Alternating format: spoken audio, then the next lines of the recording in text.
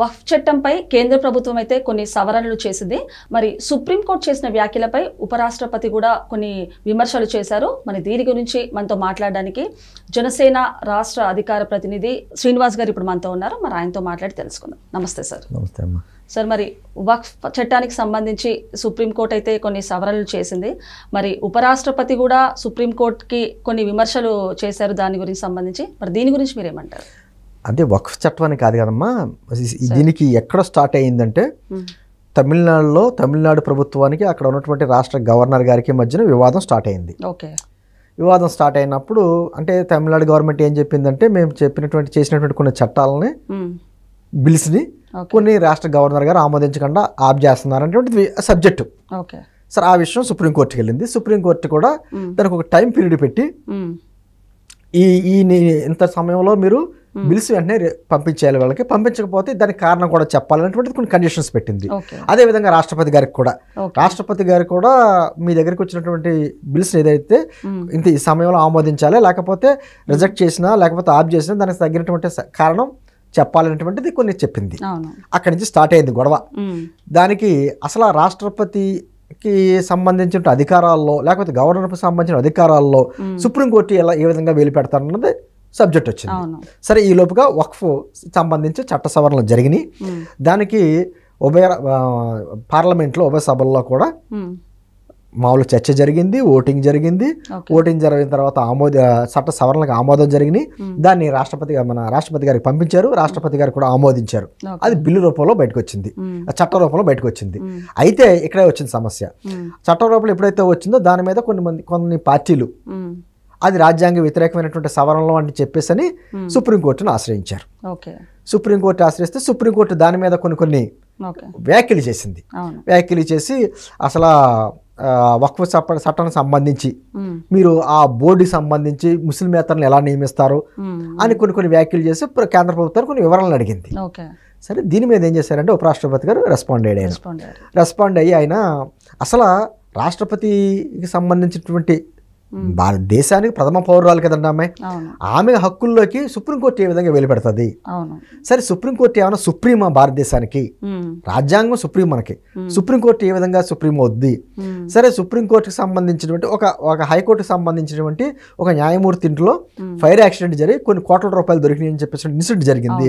దానికి ఎఫ్ఐఆర్ ఇప్పుడు కూడా ఎందుకు నమోదు చేయలేదు అంటే అనేటువంటి ప్రశ్నలు వచ్చినాయి. సరే, దాని మీద బీజేపీ ఎంపీ కూడా కొన్ని వ్యాఖ్యలు చేశారు. అంటే నేనేమంటున్నానమ్మా, మొత్తం ఈ చర్చ అంతా చూస్తుంటే సుప్రీంకోర్టు అంటే న్యాయ వ్యవస్థకి ఈ పాలనా వ్యవస్థకి మధ్యలో ఒక సన్న గీత ఉండేది. ఆ గీతకి వచ్చేటువంటి ఇబ్బందులు వస్తున్నాయి.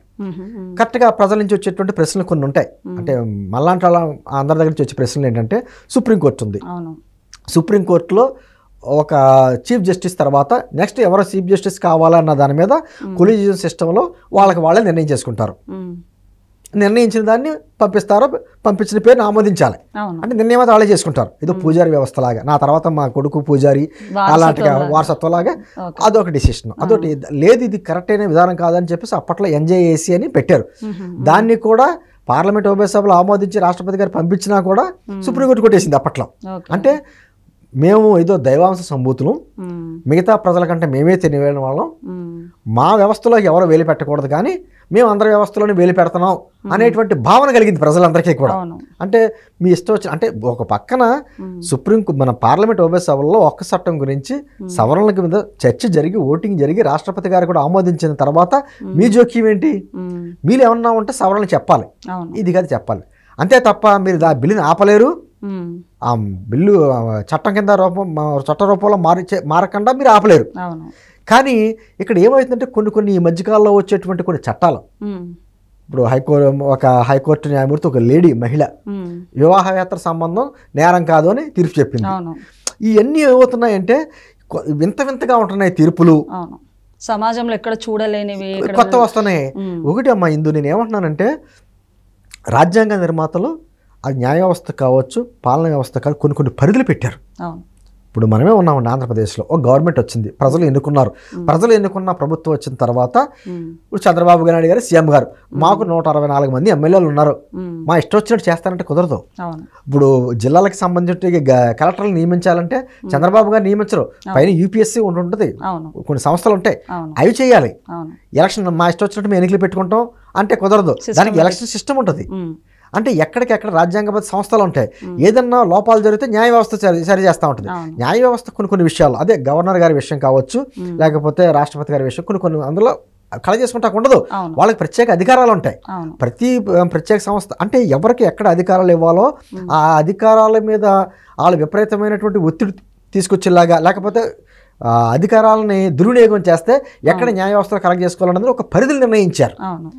న్యాయ వ్యవస్థ కూడా కొన్ని పరిధులు ఉంటాయి. మన దేశానికి సుప్రీం ఎవరన్నా ఉన్నారంటే రాజ్యాంగం. రాజ్యాంగానికి లోబడే ఎవరైనా పనిచేయాలి. మేము రాజ్యాంగానికి అతీతులు, మా ఇష్టం వచ్చినట్టు తీర్పులు ఇస్తాం, మేము అందరి వ్యవస్థలోనికి పనిచేసుకుంటామంటే ఇంకెందుకు ఈ ఎలక్షన్ సిస్టమ్ ఎందుకు, ఈ ఓటింగ్ ఎందుకు, ఎమ్మెల్యేలని ఎంపీలని ప్రధానమంత్రి గారిని ఎన్నుకోవడం ఎందుకు, ఈ పాలనా వ్యవస్థ కూడా మీరు న్యాయ వ్యవస్థ చేతి తీసుకుంటే అయిపోద్ది కదా అనేటువంటి క్వశ్చన్లు వస్తున్నాయి. ఎంతవరకు న్యాయ వ్యవస్థ పరిధి ఏంటి, పరిధి దాటి ఎక్కడైనా వ్యవహరిస్తుందా, పరిధి దాటి వ్యవహరిస్తే వాళ్ళ మీద కంట్రోల్ చేసే వ్యవస్థ మనకి ఏముంది అనేటువంటిది. ఎందుకంటే అమ్మ మనం మంచివాళ్ళని ఎన్నుకుంటున్నామా చెడ్డవాళ్ళని ఎన్నుకుంటున్నామా అన్నది అనవసరం. ఓటు ఎలక్షన్ అన్నది ఓపెన్గా జరుగుతుంది. మీకు నచ్చిన వాళ్ళకి మీరు ఓటేస్తున్నారు, మీరు నచ్చిన వాళ్ళని మీరు సరైన వాళ్ళని ఎన్నుకోకపోతే అది మీ తప్పు, ప్రజల తప్పు, ఎలక్షన్ సిస్టమ్ తప్పు కాదు, ఎవరు లేదు. అంతమందిని ఒక ఎంపీస్ని గెలిపించుకున్న తర్వాత రాజ్యసభలోని లోక్సభలోని వాళ్ళ ఒక డిస్కషన్ జరిగిన తర్వాత వాళ్ళు ఓటింగ్ పెట్టిన తర్వాత అది రాష్ట్రపతి గారి దగ్గరికి వెళ్ళిన తర్వాత రాష్ట్రపతి గారు ఆమోదం చెప్పిన తర్వాత మళ్ళీ మీరెవరు అనేకమైనటువంటి క్వశ్చన్లు. అంటే కొన్ని ప్రశ్నలు కూడా సోషల్ మీడియాలో చక్కర్లు కొడుతున్నాయి. సుప్రీంకోర్టు ఏమడుతుంది, వక్ఫ్ బోర్డుకి సంబంధించి 100 ఏళ్ల నాటి మసీదులకు సంబంధించి ఆధారాలు వాళ్ళ దగ్గర ఎక్కడ ఉంటాయి, సేల్ డీడ్లు ఎక్కడ ఉంటాయి అని అడుగుతుంది. ఓకే, మీరు చెప్పిందే కరెక్ట్ అనుకుందాం. రామ జన్మభూమి విషయంలో, అయోధ్య రామ మందిరం విషయంలో కొన్ని వేల సంవత్సరాలు నడిది. రాముడు పుట్టాడు అని అక్కడే పుట్టాడు అని చెప్పేసి హిందువుల నమ్మకం. దానికి అక్కడే రామాలయం ఉన్నట్టు మీ దగ్గర ఆధారాలు ఎక్కడ ఉన్నాయి, పురావస్తు శాఖ ఆదేశించింది. మరి అప్పుడు ఎందుకు మరి అన్ని వేల సంవత్సరాల నాటిది ఎక్కడ ఆధారాలు దొరుకుతాయని అడగలేదే? ఎందుకు చెప్తున్నానంటే అమ్మ, కొన్ని వేల సంవత్సరాల చరిత్ర ఉన్నటువంటి భారతదేశం, క్రిస్టియానిటీ మన ఇండియాలోకి క్రీస్తు శకం 52వ శతాబ్దంలోకి వచ్చింది. సెయింట్ థామస్ ద్వారా ఇండియాలోకి ప్రవేశించింది. క్రీస్తు శకం 712లో భారతదేశంలోకి ఇస్లామిజం అంటే ముస్లిమ్స్ ఎంటర్ అయ్యారు. అప్పట్లో అంతగా ముందు కొన్ని వేల సంవత్సరాల చరిత్ర ఉన్నటువంటి వేదాల కానించి కాలంలో ఉన్నటువంటి భారతదేశం. సరే, వాళ్ళందరినీ కూడా మనం అందరం కలుపుకున్నాం. మనం ఇక్కడ హిందూ, ముస్లిం, క్రిస్టియన్, పార్సీ అలాంటిది తేడాలు లేకుండా మనం అందరం కూడా ఒక సమాజంగా కలుపుకుని బతుకుతున్నాం, ఒకళ్ళ అవసరాలు ఒకరు తీర్చుకుంటా. అదే సనాతన ధర్మం గొప్పదనం, భారతదేశ గొప్పదనం అమ్మది. ప్రపంచంలో 49 కంట్రీస్ ముస్లిం కంట్రీస్ ఉంటే అక్కడ ఎక్కడా లేనటువంటిగా ప్రశాంతంగా మన భారతదేశంలో ముస్లిమ్స్ ఉన్నారు. మనం కలిసిమెలిసి జీవిస్తున్నాం. అటువంటి జీవన విధానం మనది. అంటే ఈరోజు నూతనత్వం లేకపోతే మారుతున్న ఆధునికత, కొత్త చట్టాల పేరుతో ఇక్కడ ఉన్నటువంటి వ్యవస్థను విచ్ఛిన్నం చేస్తే భారతదేశంలో ఉండదు. భిన్నత్వంలో ఏకత్వంగా మనం కలిసి ఉన్నాం.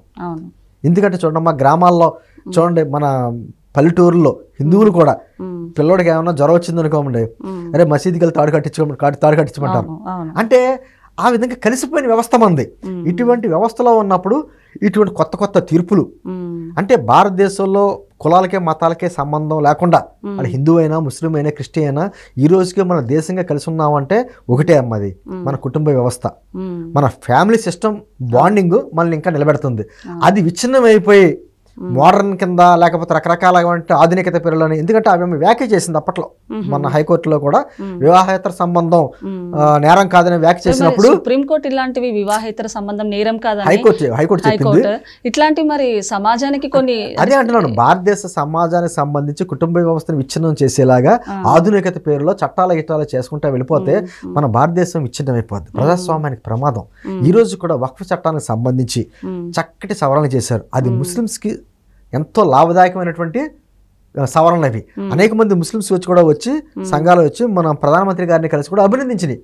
ఎందుకంటే ఈ ప్రభుత్వం వచ్చిన తర్వాత, ఎన్డీఏ గవర్నమెంట్ వచ్చిన తర్వాత ట్రిపుల్ తలాక్ కావచ్చు, పాప ముస్లింలో ఉన్నటువంటి మైనారిటీ మహిళలు ఆ మహిళల్ని ఎంత నిర్బంధించి తలాక్ అంటే విడాకులు ఇచ్చేసేటువంటి వ్యవస్థ అన్ని తీస్తే ముస్లిం సమాజం హర్షించింది, మహిళా సమాజం. అదేవిధంగా ఆర్టికల్ 370 కాశ్మీర్లో అదేదో విదేశీయుల భాగం అన్నట్టుగా దాన్ని రద్దు చేసింది. ఏంటంటే ముస్లిం సమాజాన్ని మనలో ఐక్యం చేసుకోవడానికి వాళ్ళు మనకు వేరే వాళ్ళు కాదు, మన భారతీయులే, మనలో భాగమే అనే చెప్పడానికే ఈరోజు వక్ఫ్ చట్టంలో సవరణ చేసుకుంటా వెళ్తే దానికి వ్యతిరేకంగా కొంతమంది వెళ్తే దాని డిస్కషన్ జరగకుండా ఏదైనా ఏకపక్ష నిర్ణయం తీసుకుంటే పార్లమెంట్ ఉభయ సభలో తప్పట్టొచ్చు. ఉభయ సభలో చర్చ జరిగింది. అంతకుముందు పార్లమెంటరీ కమిటీ చేసి కూడా అన్ని పార్టీలు నిర్ణయాలు తీసుకున్నారు. అదేవిధంగా రాష్ట్రపతి దగ్గరికి పంపించారు. ఓటింగ్ జరిగిన తర్వాత ఆ చట్టం అయిన తర్వాత మీరు చేసేటువంటి వ్యాఖ్యలు ఏమవుతుందంటే న్యాయ వ్యవస్థ అంటే మన భారతదేశాన్ని ఎప్పటికైనా కొంచెం నమ్మకం ఉంది, ఏదైనా ఉందంటే న్యాయ వ్యవస్థ మీద ఉంది. న్యాయ వ్యవస్థల మీద కూడా నమ్మకం కోల్పోతే అది సమాజానికి మంచిది కాదు. ఇప్పటికైనా ఎవరి పరిధి వాళ్ళు అంటారు చూసమ్మా, ఎవరి పరిధి వాళ్ళ లేకుండా ఇతరుల పరిధిలో కూడా వెళ్ళిపోతే ఇంకా ఇతర వ్యవస్థలు ఎందుకు? అటువంటి ఆలోచన ప్రజల్లో వస్తే మాత్రం ప్రజాస్వామ్యాన్ని మంచిది కాదు. ఇప్పటికైనా ఆ ఉన్నత స్థానంలో ఉన్న వ్యక్తులు ఓటికి 2 సార్లు ఆలోచించుకోవాలి. చాలా విచిత్రంగా ఉంటాయమ్మా. కింద కోర్టులో ఒక తీర్పు వస్తుంది, అదే తీర్పు ఇంకో కోర్టుకి వెళ్తే ఇంకో రకమైన తీర్పు వస్తుంది. మరి ఇక్కడో న్యాయస్థానం అక్కడో అంటే ఇక్కడ చదువుకున్నది అదేలా, అక్కడ చదువుకున్నది అదేలా, ప్రజలకు అర్థం కాదు ఎందుకు వస్తున్నాయి. కొన్ని సంచలనాల గురించి మాట్లాడుతున్నారా, లేకపోతే పబ్లిసిటీ గురించి మాట్లాడుతున్నారా, కొంతమంది విపరీతమైన వ్యాఖ్యలు చేస్తున్నారు. అది సమాజంలో ఏమవుతుందంటే న్యాయ వ్యవస్థ మీద ఉన్నటువంటి నమ్మకాన్ని సన్నగిలేలా చేస్తుంది. కాబట్టి ఎప్పటికైనా కళ్ళు తెరిచి మన భారతదేశం ఏంటి, మన భారతదేశ వ్యవస్థ ఏంటి, ఇక్కడ ఉన్నటువంటి పరిస్థితులు ఏంటి అని ఆలోచించుకుని దానికి తగ్గట్టుగా నిర్ణయాలు మాట్లాడకపోతే మాత్రం సమాజానికి మంచిది కాదని మరోసారి చెప్పబోతున్నాము. ఓకే సార్, ధన్యవాదాలు సార్.